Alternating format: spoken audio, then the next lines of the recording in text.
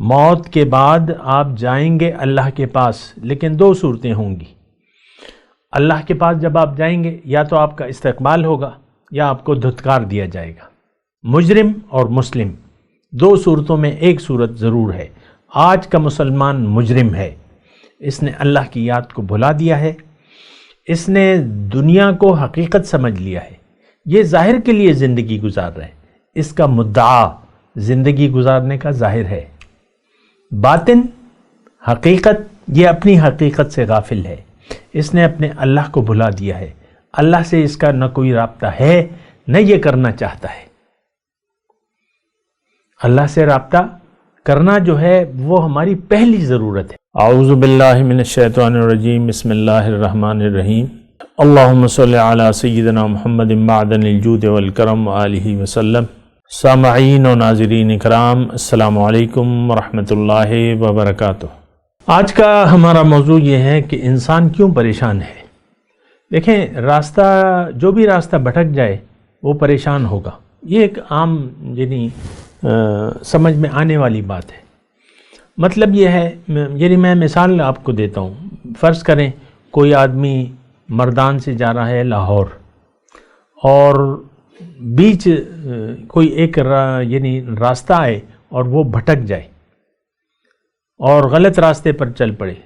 ظاہر ہے کہ آپ کسی چوک میں پہنچتے ہیں تو ایک سڑک ایک طرف جا رہی ہے، دوسری طرف چوراہے پہ اگر آپ پہنچ جاتے ہیں تو بھٹکنے کا اگر آپ کو راستہ معلوم نہیں ہے اور آپ پوچھتے نہیں ہیں تو آپ راستہ بھٹک جائیں گے، کیونکہ وہ بھی سڑک ہے اور دوسری بھی سڑک ہے اور آپ پوچھتے نہیں ہیں۔ تو پھر جب آپ بھٹک جائیں اور بہت دور بھٹک جائیں تو پھر آپ پریشان رہیں گے۔ یہ آج کا جو میرا موضوع ہے، تو ایک بات تو یہ بنیادی طور پہ نوٹ کر لیں، اگر آپ پریشان ہیں اور سکون قلب آپ کو حاصل نہیں ہے، اس کا مطلب یہ ہے کہ آپ بھٹکے ہوئے انسان ہیں، آپ کی روح پریشان ہے، آپ کو ضرورت ہے ہدایت کی، اللہ کی ہدایت کی، آپ کو ضرورت ہے سیدھے راستے کی، آپ کو ضرورت ہے رجوع الی اللہ کی۔ فاستغفروا ربکم ثم توبوا الیہ، استغفار کرو، معافی مانگو اپنے رب سے اور اس کی طرف رجوع کر لو۔ یہ تو بار بار استغفروا ربکم ثم توبوا الیہ، یہ تو بار بار ہر پیغمبر یہی دعوت دیتا ہے۔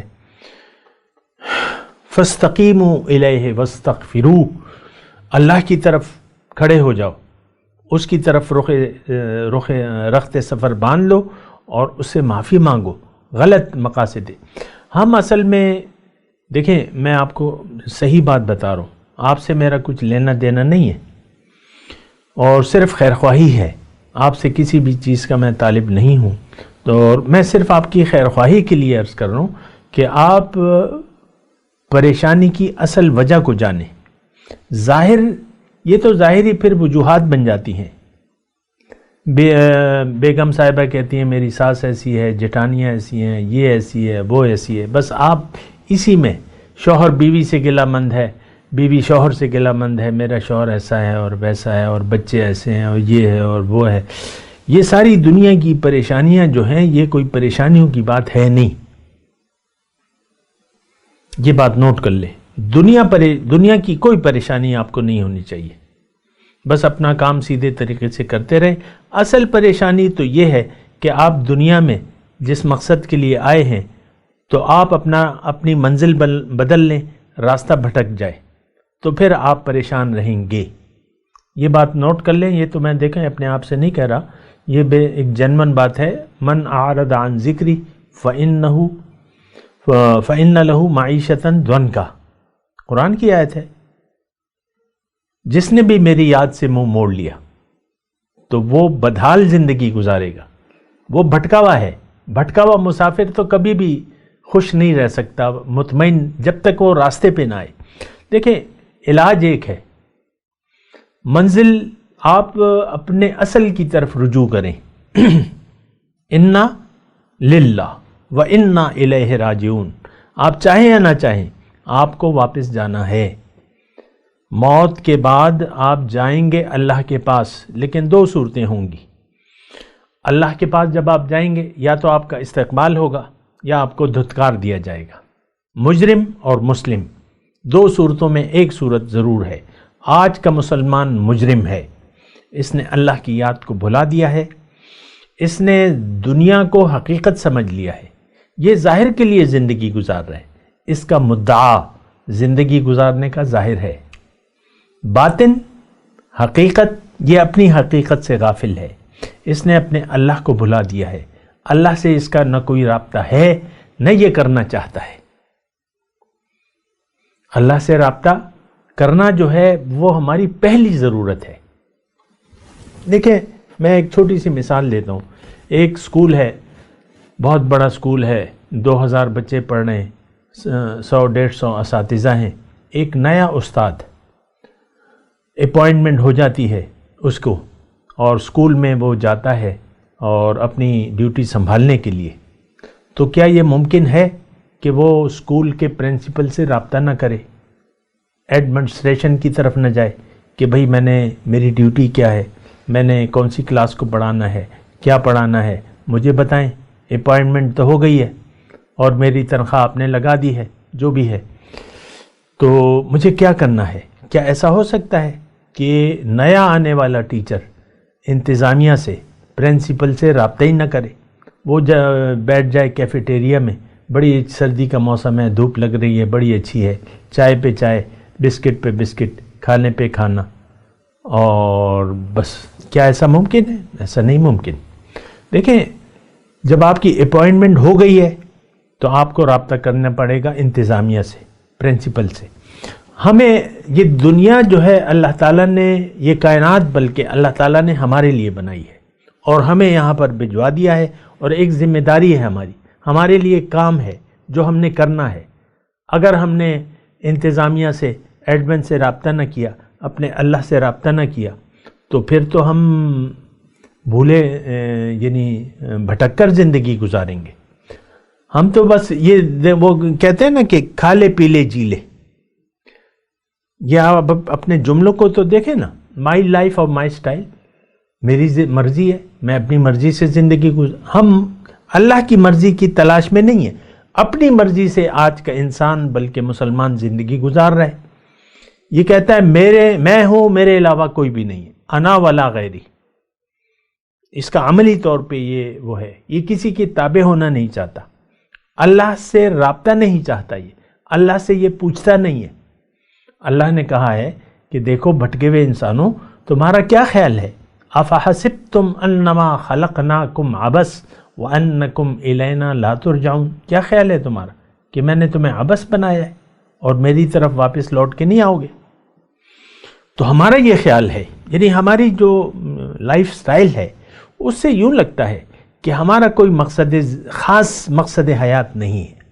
اللہ تعالیٰ نے ہمیں بس یوں ہی پیدا کر دیا، اب کھاؤ پیو، کھا لے پی لے جی لے، کھاؤ پیو عیش کرو، مزے کرو، مزے اڑاؤ، سیر کو جاؤ، ادھر جاؤ ادھر جاؤ۔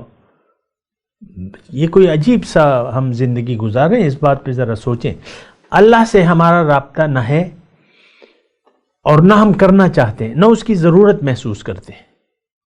اللہ سے رابطہ، تعلق مع اللہ انتہائی ضروری ہے، اور اس کے لیے آپ کو جانا پڑے گا رسول کے پاس، اور رسول سے رابطے کے لیے پھر آپ کو نائب رسول سے رابطہ کرنا ہوگا کہ بھئی میں نے تو اللہ تک پہنچنا ہے، اللہ کے پاس جانا ہے، اور میں آیا ہوں، میں اللہ کا ہوں اور اللہ کے پاس میں نے جانا ہے اور اللہ کے راستے پر چلنا ہے۔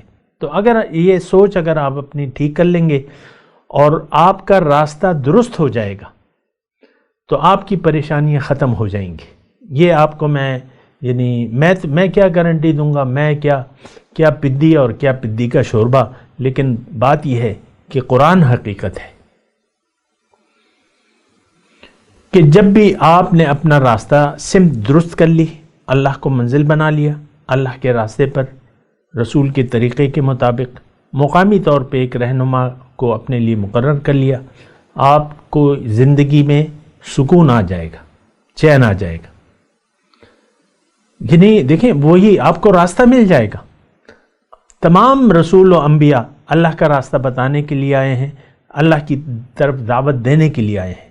اگر آپ اللہ کو منزل بنا لیتے ہیں اور دنیا کے دھوکے سے نکل آتے ہیں اور حقیقت کو، اللہ کو اپنی منزل بنا لیتے ہیں، اپنا مقصود حیات بنا لیتے ہیں اور اللہ سے محبت شروع کر دیتے ہیں۔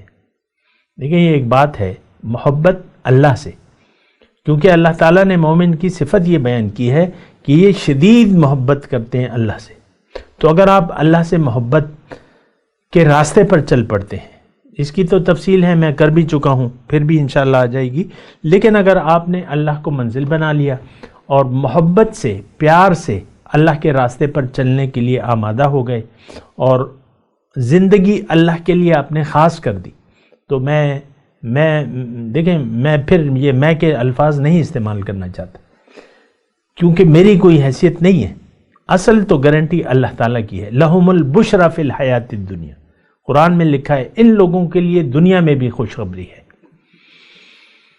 الا ان اولیاء اللہ لا خوف علیہم ولا هم یحزنون، جان لو، خبردار کہ اللہ کے جو دوست ہیں، اولیاء اللہ کون ہے؟ جو اللہ کے راستے پر چل رہا ہے وہ اللہ کا دوست ہے۔ الذین آمنوا وکانوا یتقون، تو اگر آپ نے اللہ سے دوستی شروع کر دی تو آپ کو چین اور سکون، اطمینان مل جائے گا، یہ 200% بات صحیح ہے۔ لیکن اگر آپ نے راستہ بھٹکا ہوا ہو اور پھر آپ ٹینشن سے نجات پاتے ہیں تو آپ کی زندگی میں سکون نہیں ہوگا، یہ بات نوٹ کر لیں۔ وآخر دعوانا ان الحمدللہ رب العالمین۔ مولاي صل وسلم دائما ابدا على حبيبك خير الخلق كلهم